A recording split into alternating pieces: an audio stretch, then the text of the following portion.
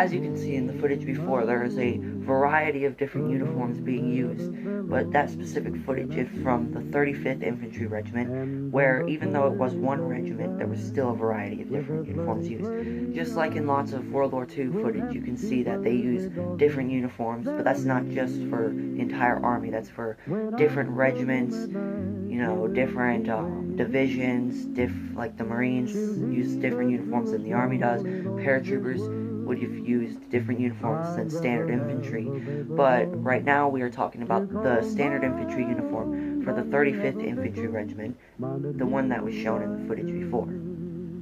Now, if we want to do a basic rundown, we have to decide which uniform was most commonly used. The one that my group uses is the standard issued M41 jacket, wool pants, gaiters, haversack, ammo pouches, M1 helmet with the nets, all that sorts of stuff.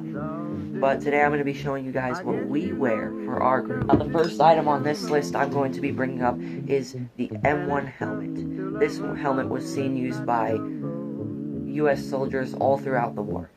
Here we have the M1 helmet. Mine has the net on it, and it has Vietnam War era chin straps, liner, but it is a M1 pot helmet. Now this one was the most important item a soldier can have. It does not protect against bullets at every angle. Maybe if it hit right around here, it would go through, bounce off that side, and then, occasionally. But if it was right in the middle, it goes right through, and then you're dead. Next item I'm going to be talking about is the haversack. The haversack was actually the most hated piece of gear by US GIs in World War II. Paratroopers got musette bags, which were different from the haversack, and I guess a bit better. But here is my haversack. The haversack was hated because it is difficult to operate in combat. Like you see this, how difficult that would be, right?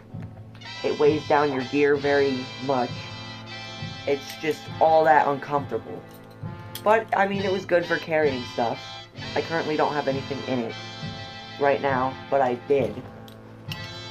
As you can see, this one has 1943 on it.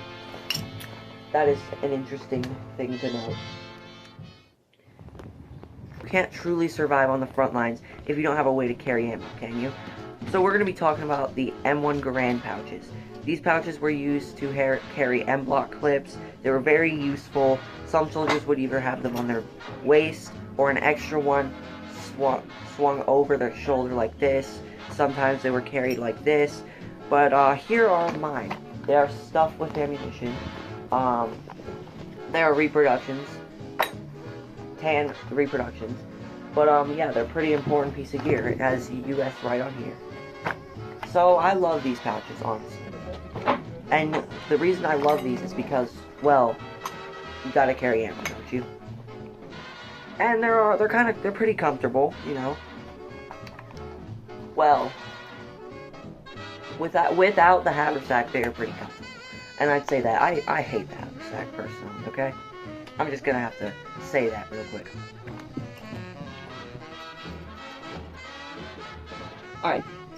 Alright, so we're going to be going into a little bit more detail on the uniform worn by U.S. troops.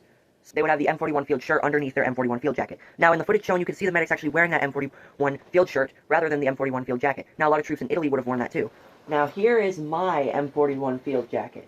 It has my name on it, all that stuff. It's good for carrying. You got some pretty big pockets, but not as big as compared to the paratrooper ones. Now, I love this jacket. It's so comfortable. It's a size 40. Honestly, I'd pick this jacket over any modern uniform. And I just have to say that.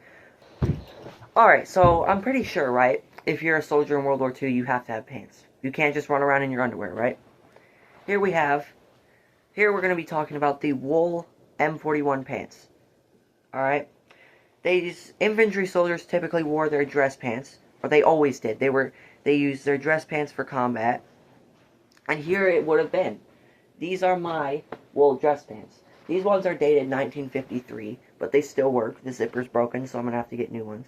But they're all comfortable and itchy because it's wool.